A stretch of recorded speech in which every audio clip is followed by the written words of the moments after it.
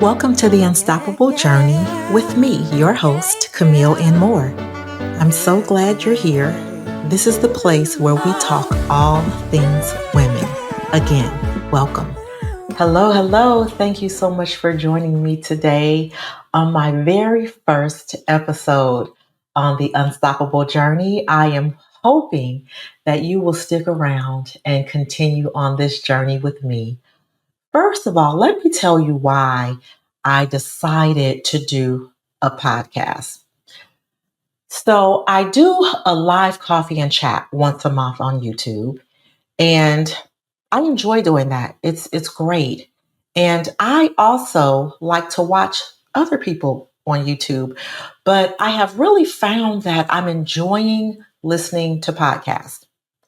And the reason I'm really referencing this is because today I'm going to be talking to you about chaos, about the chaos of our lives.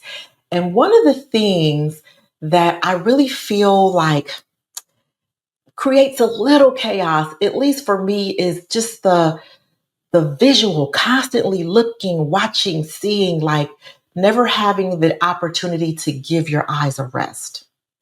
And so, as much as I do enjoy my different people that I watch on YouTube, what I have found is that some of them who also have an audio podcast, I find myself listening to the audio podcast because I need to give my eyes a rest. So, if you are a person who is on social media a lot, maybe even watching television or just, the hustle and bustle of life while you're out and about and people watching. But I know a lot of people scroll and scroll on whether it's TikTok or Instagram. I don't know if people still are on Facebook. I've never been a big Facebook person, but like I said, for myself, YouTube, our eyes are always going, going, going. But for me, I have found that I can take my podcast and listen anywhere I'm going. So I try to walk every day. That is part of my finding a resistance to the chaos.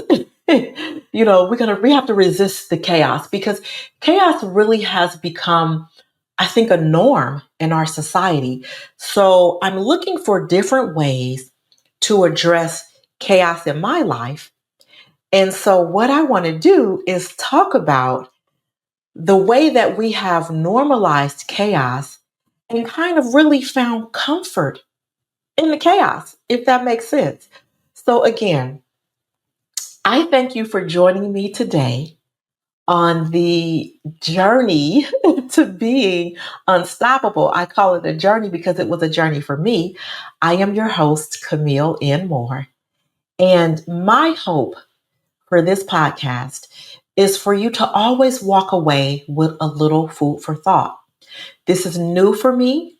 And so I pray that you will give me grace while I am finding my rhythm on this podcast journey.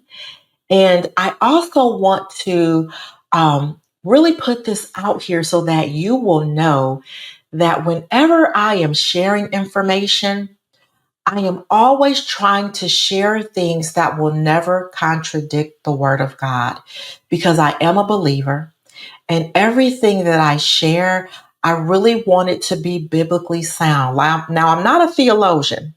This is not Bible study by any stretch of the imagination, but anything that I share, I never want it to be something that is in opposition to what God would say or what He has said in His Word. So I just want to put that out there and let you know that from the very, very top, because that is my blueprint. And I really believe that it should be your blueprint too. But even if it's not, hang around, enjoy the tips that I will share that I believe will be beneficial to your life. And with this being the first podcast, I also want to say that I want this to be a safe place for women to be able to come and feel encouraged. So even I feel like if someone is bringing information that is going to correct in a way, I don't want it to feel like judgment. That is never my goal. I don't want to bring division. I want to, even if, let's just say, for instance, I want to use a particular woman's situation as an example. I'm never going to call them out by name. I'm never going to say it in a way that you could even put two and two together, that you would know who that person was, whether it's, a person that's a celebrity or just a everyday person, a news anchor, whatever, anyone. Because I feel like we as women have got to stop tearing one another down and using the downfall of other women to kind of step our way up. I'm always of the belief, even if we see something that is not good for someone, it could be you, it could be me. I never say, oh, that could never be me. Oh, I would never do that. I could never participate in that. Because with the right set of circumstances, you never know. That could be you. And you would want someone to give you the love and understanding and the grace and maybe even help you walk out, coming out of that particular situation. So, that being said, let's jump right in and talk about comfort in the chaos. I absolutely believe that we, in this day and age, in the 2000s, that even sound crazy, but in the 2020s, we have found comfort in chaos. We have normalized chaos to a point that chaos is normal. Like, you will see people on the freeway and they are driving and they are dipping in and out of traffic and almost hitting cars. And my husband always says, if they would have just left 10 minutes earlier, if you would just leave on time, you wouldn't even be having to do all that. Now, there, of course, are some people who just have the need for speed. They just like to drive fast with nowhere to go. But a lot of times we're rushing and racing because we don't set ourselves up to be able to operate in leisure. I know for me, like, for instance, when my children were younger, I have two daughters. And when they were younger, I would try to prepare, for the morning. They went to Christian school, so they had to wear uniforms. I would make sure their uniforms were ironed and everything was laid out for them for the following morning to try to, make the morning go a little smoother. But really, I was canceling that out because today I'm a morning person, but back then I was most certainly not a morning person. I was definitely the person who hit snooze like 2 to 3 times before I could drag myself out of bed, not even pop up, drag myself out of bed, talk myself into getting my morning going, hop in the shower, get dressed, do all the things, get the girls ready, comb hair. Now the blessing, thank you, Lord, was that the school that they went to, my friend was a teacher there, and their school cooked breakfast. And I mean real breakfast, like back then, show enough breakfast. So I didn't have to cook breakfast for them at home in the morning because God knew, He already knew. I could, I already was creating the chaotic rhythm in my home in the morning and then passing that pattern on to my kids because my chaos is, of course, landing on them because they get up when I wake them up. And so now I'm rushing them. I'm like, come on, come on, come on, get dressed. Come on, brush teeth. Come on, wash up. Come on, come on, come on. Get your shoes on. Come on, where's your backpack? Come on, where's your.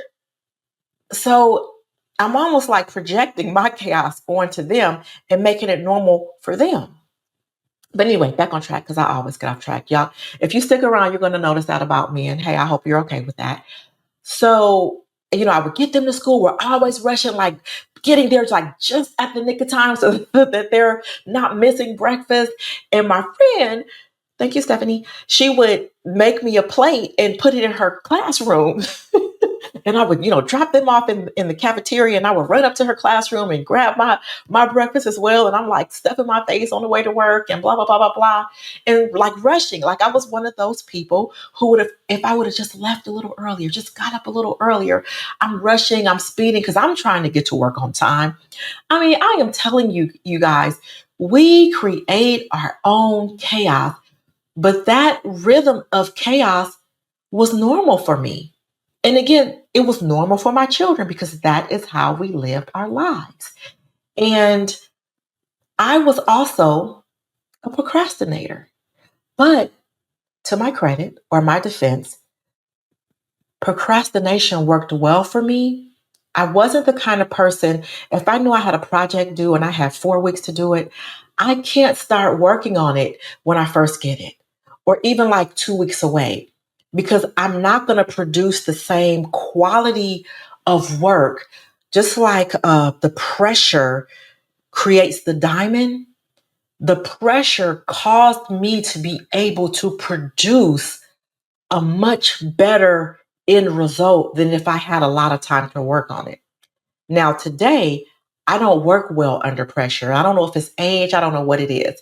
But today, I can't wait to the last minute. I need to do some type of planning in order to produce a quality product at the end of what I'm doing.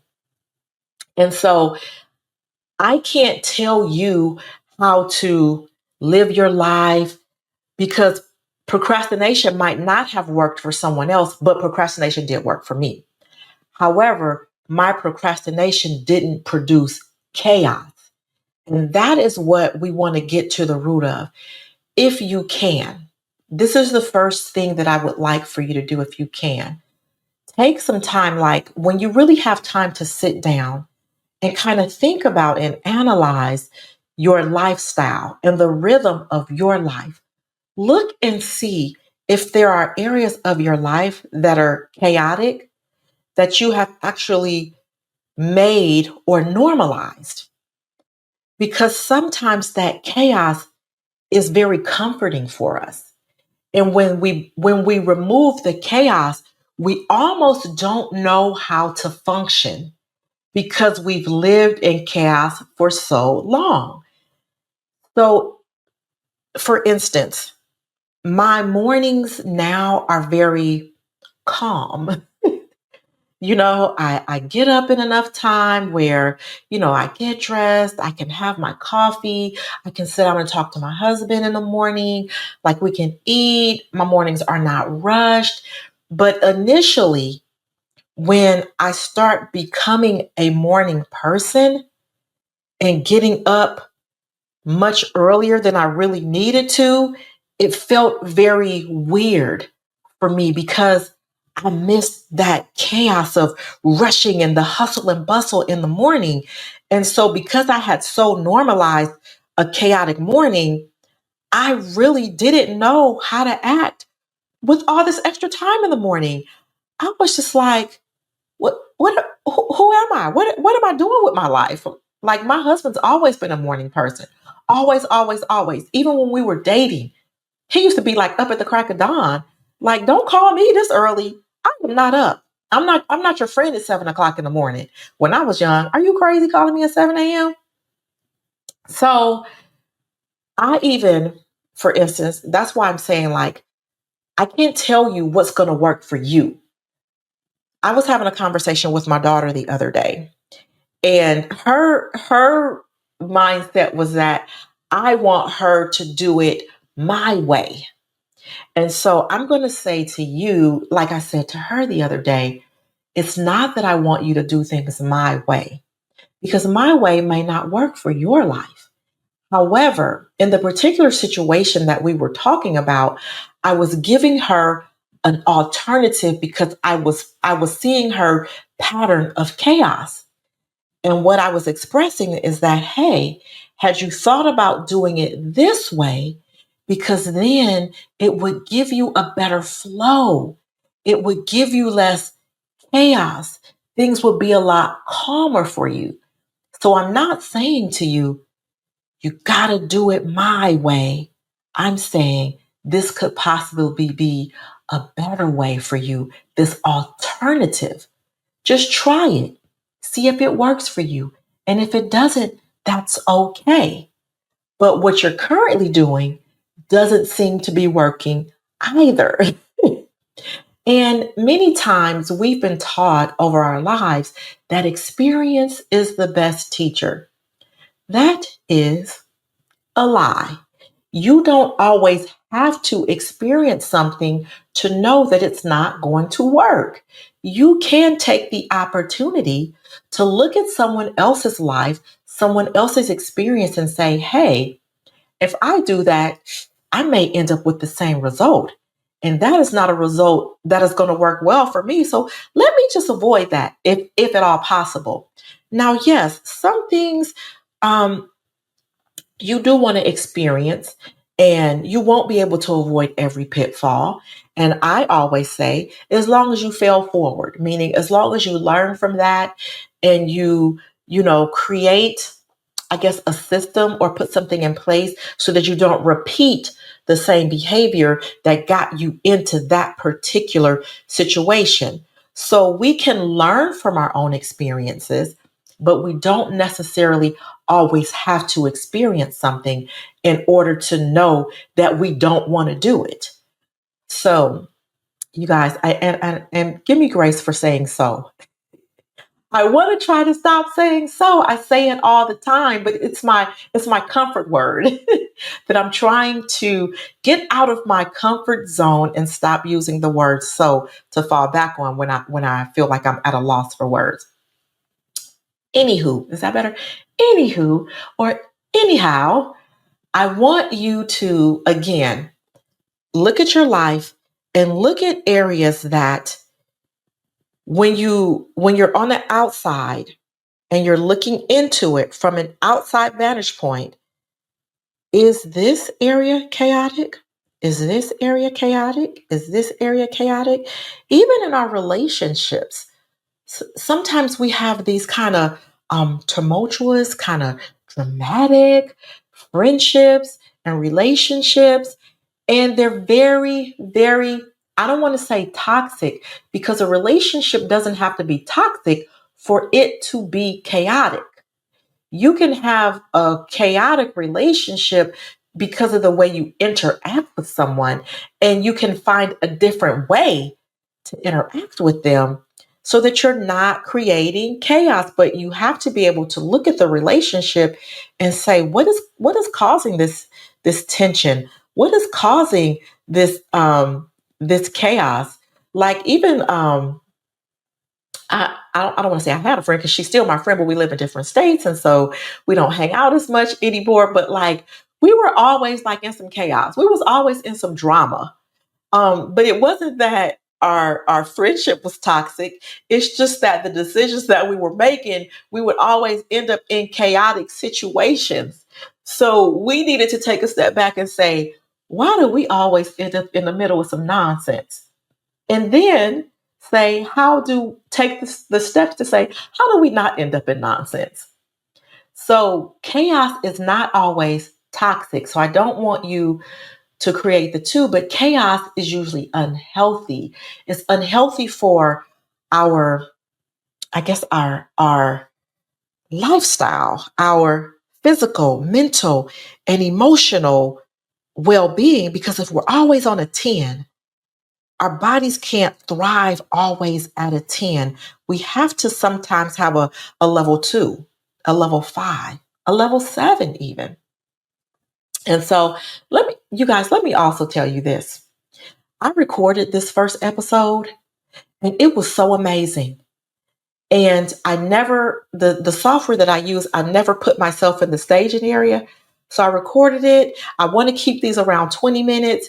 And it was like 20 minutes and 39 seconds. And then when I went to play it back, it didn't record because I never put myself in the staging area. So I had to re-record it. How about that? How about that?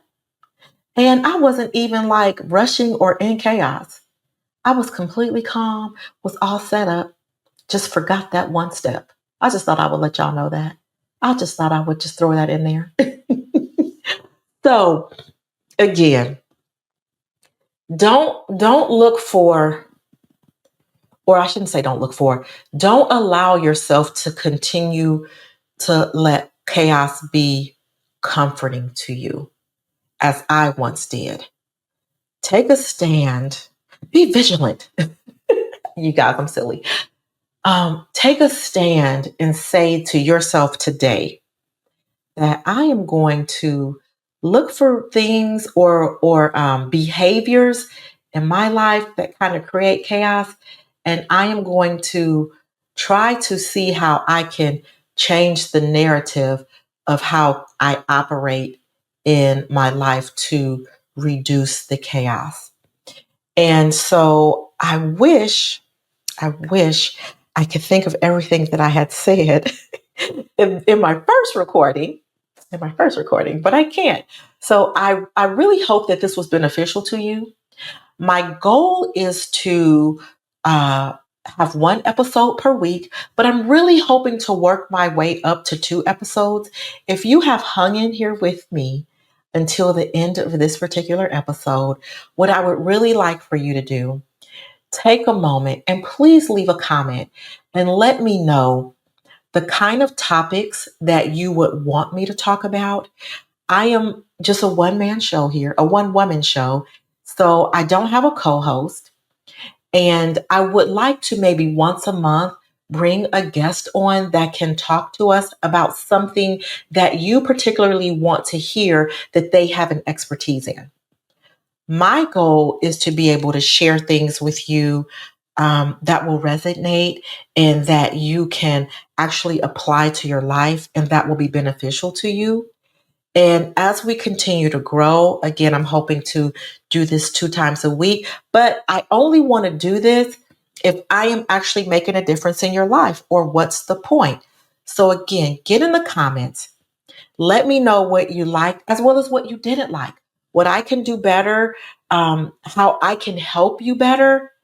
And one more time, the topics that you as a woman would like to hear discussed. Again, this is a place for growth and for wellness, not a place for division. We don't want to ever put women down. We can bring correction, like even in the comments. If someone leaves a comment and you agree or disagree, you can disagree in love and in a way that is not negative. And please, if someone does leave a comment that you feel some type of way about, maybe look at it from a different vantage point. Like, instead of me looking at it as like someone is being critical towards me, let me, pray about it and ask the Lord, like, why am I affected by that? Why am I so offended by this particular comment or this particular statement? Why is it hitting a nerve for me? Sometimes it's because we have things in our own heart that we need to deal with, and that is why we have taken offense to something. But that's a whole nother story for a whole nother day. I am going to end this. When I send out my email newsletter to my tribe, I always say, that's all I have for you. So that is all I have today. Please binge the episodes. If this is your first one, listen to a few more and give me some feedback.